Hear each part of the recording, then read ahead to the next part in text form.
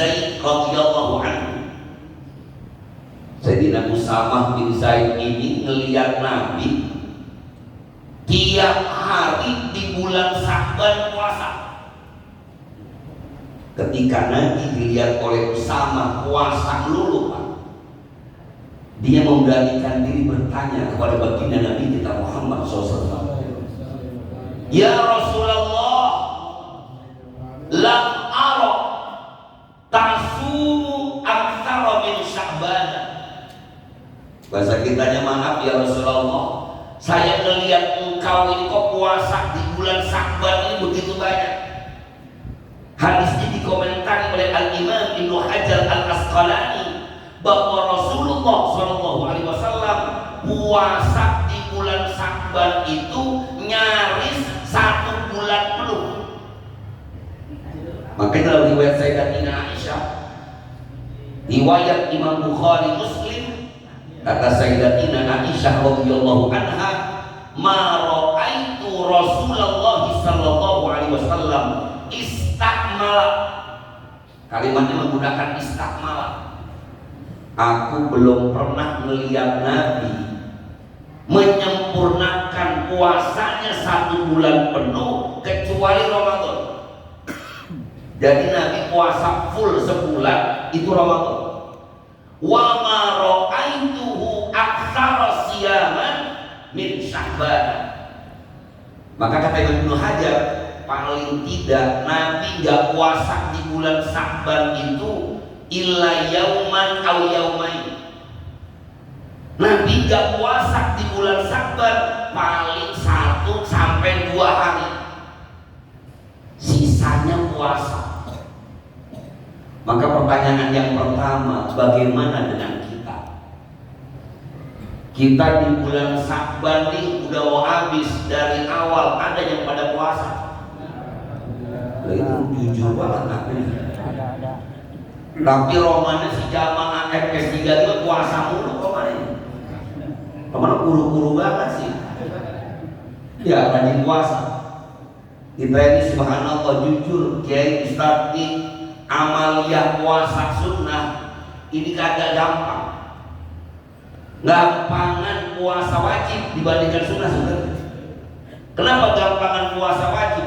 Kalau puasa wajib yang puasa banyak, jadi yang bangunin sahur ada, yang buka puasa jualan lontong sama bakwan banyak.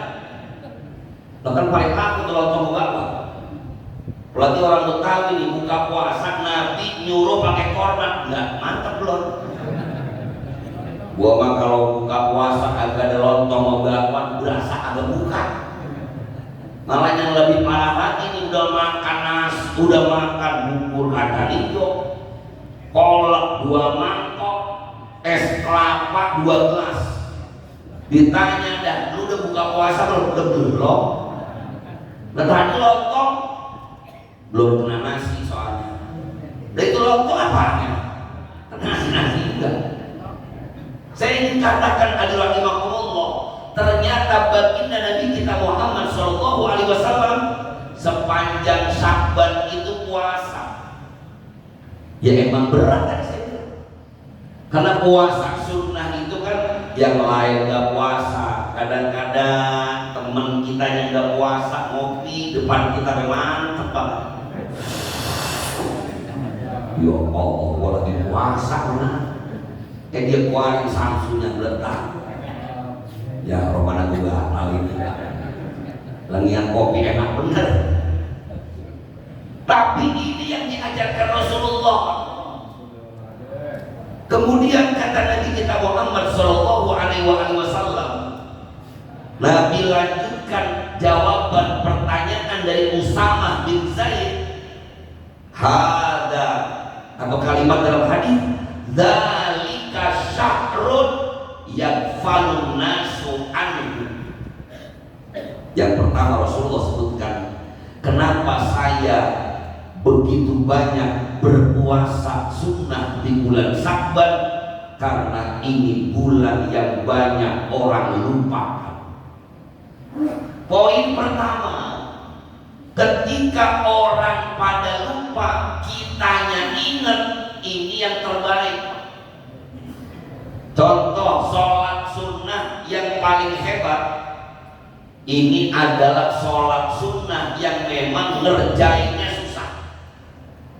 Kalau sholat sunnah rawatib, yang paling susah sholat sunnah fajar, sholat sunnah qobliyah subuh.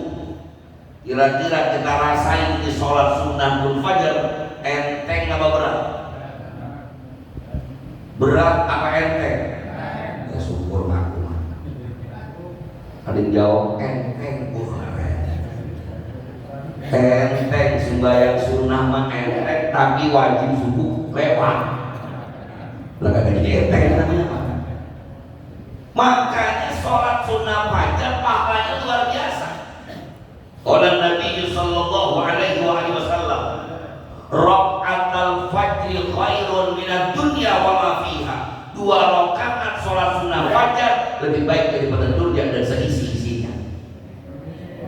Sholat selain sunnah rawatib yang paling berat sholat apa Pak? Tahajud. Ya Allah, orang-orang lagi pada pules, kita bangun sholat.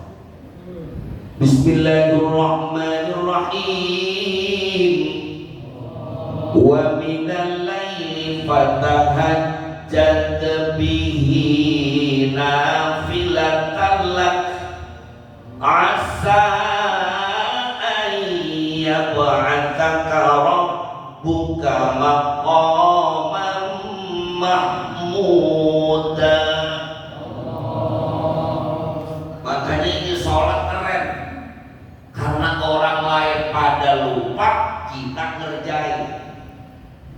Maka bulan Sya'ban ini banyak orang lupa, kita dianjurkan justru memperbanyak ketaatan kita kepada Allah Subhanahu.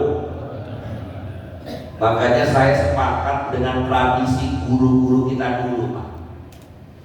Karena ini bulan banyak orang lupa, diingetin kita. Kalau menjelang Sya'ban disuruh, biasanya taklim kita nih Sya'ban akhir menjelang Ramadan ada penutupan sementara. Kan FS3G doang yang gas terus. Dan yang lain mau usah tanya tuh, penutupan sementara. Cuman harus digaris bawahi sementaranya Pak. Kadang-kadang nggak pakai sementara, ya udah ditutup doang, dibuka agak lagi udah. Tuh sengaja buat apa? Karena bulan Sya'ban banyak orang yang lupa, kita ingetin ketaatan kepada Allah. Di antaranya setelah tawakupan, kita suruh saling memaafkan. Tradisi tawakupan sementara itu guru nyampein permohonan maaf, guru minta maaf sama murid, murid minta maaf sama guru, walaupun dosanya banyakan. Ini murid yang berdiri suruh minta maaf 2 kali, kebanyakan guru kata dia. Ini untuk mana guru gua doang lagi berdiri sendiri. Saling memaafkan. Bahkan guru-guru kita mengajarkan suami dengan istri saling memaafkan. Istri minta maaf sama suami, suami minta maaf sama istri, walaupun dosanya banyakan. Pasti bini ngikut ini. Kalau bini ngikut FS3 udah pas salah banyakan laki. Iseng-iseng jawab bini, ntar pulang diketok, kita mencetok. Tuh tradisi yang luar biasa. Yang kedua kata Nabi kita Muhammad Sallallahu Alaihi Wasallam, alasannya beliau sering puasa di bulan Sya'ban, kata Nabi, huwa syahrun turfa'u fihil a'malu ila rabbil alamin. Apa Pak? Malamnya doang ingat ya? Apa-apa. Yang pertama masih ingat, dalika syahrun yadfalun nasu anhu. Ini bulan banyak orang lupa. Yang kedua, syahrun turfa'u fihil a'malu ila rabbil alamin. Ini adalah bulan di mana Allah Subhanahu wa taala menerima laporan amal dari malaikat, dari hamba-hambanya. Ini bulan setiap amalan kita dilaporkan kepada Allah Subhanahu wa taala. Maka di ujung hadis Nabi bilang, wa ana uhibbu, and I like, saya mau, saya suka, saya pengen ketika amal saya dilaporkan, amal saya diangkat, wa ana shaimun, aku dalam keadaan puasa. Kata ulama, hadis ini dipahami, bulan Sya'ban itu harusnya bulan kita nambahin peningkatan amal. Supaya apa? Supaya ketika catatan amal kita dilaporkan kepada Allah Subhanahu wa taala, tertulis tuh di lembaran terakhir toat semua kepada Allah. Makanya saya bilang di awal, gak gampang. Padahal kita udah punya tuh semangat motivasi. Kalau tadi di awal kita punya Allahumma barik lana fi Rajab wa Sya'ban wa balighna Ramadan, ini dekat-dekat begini kan qasidah kita beda lagi. Apa bunyi qasidahnya, Pak? Langsung ngucapin welcome buat Ramadan. Marhaban ya syahr Ramadan, oh marhaban sarosya mi, marhaban ya syahr Ramadan, marhaban sarot qiyami. Udah dibaca qasidahnya, kita baca sama-sama. Marhaban ya syahr Ramadan, marhaban syahr siyami, marhaban syahr Ramadan, marhaban marhaban ya qadimal an, antali ghaya marami, biqudumi yanjaniran wa yazulul ihtimami, marhaban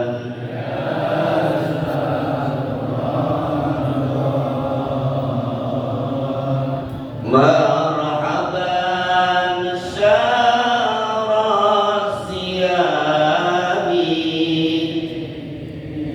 marhaban ya syahr Ramadan, marhaban. Tuh Pak, Ramadan tinggal ngitung hari lagi. Kata Al-Imam Ibnu Rajab Al-Hambali, ketika Rasulullah Shallallahu Alaihi Wasallam sebutkan Sya'ban bulan amal diangkat, karena Sya'ban muqaddimatu Ramadan. Bulan Sya'ban itu muqaddimah, pintu gerbangnya Ramadan. Nah kalau kita mau datang Ramadan yang berkah, tapi kitanya belum siap-siap, ya nyampe ntar Ramadan nggak bisa ngapa-ngapain kita. Saya sering membuat analogi sederhana. Sehebat apapun pemain bola, Bapak kenal Ronaldo? Nah mana? Udah gua kenal. Di TV bukan kenal kali ya, tahu doang. Kalau saya tanya kenal Ronaldo, rumahnya di mana? Sebelah mana Urenan? Itu Ronaldo pemain dunia, pemain hebat. Kalau seandainya ada pengumuman Bang Ronaldo tanggal 18 Februari ini ada perlombaan Liga Eropa, kata Ronaldo, oke, I'm ready, siap. Ternyata menjelang tanggal 18 Februari ini Ronaldo kagak pernah latihan, kagak pernah olahraga, nggak pernah pemanasan. Langsung tanggal 18 Februari pertandingan sepak bola Liga Inggris atau Liga Eropa. Pertanyaannya, kira-kira antara Ronaldo yang nggak pernah latihan sama pemain bola yang lain yang latihan, saat pertandingan yang menang siapa? Ya, si Ronaldo, padahal bintang dunia, tapi karena nggak pernah latihan, sengklek. You know what is the meaning sengklek? Lah ya payah. Sama kayak kita di urusan ibadah, kita ini pemain internasional, pemain lokal. Model kita kan baru gaya doang. Ini saya aja dimakai gamis, pakai sorban, udah kayak kiai. Padahal belum tentu. Jangan-jangan tahajud saya tahajud jamaah banyak jamaah. Jangan-jangan sodako saya yang pakai gamis dengan sodako yang pakai kain doang banyak yang sodako dia. Artinya kita ini baru pemain lokal. Belagu-belagu ntar tanggal 1 Ramadan aja dah baru mulai.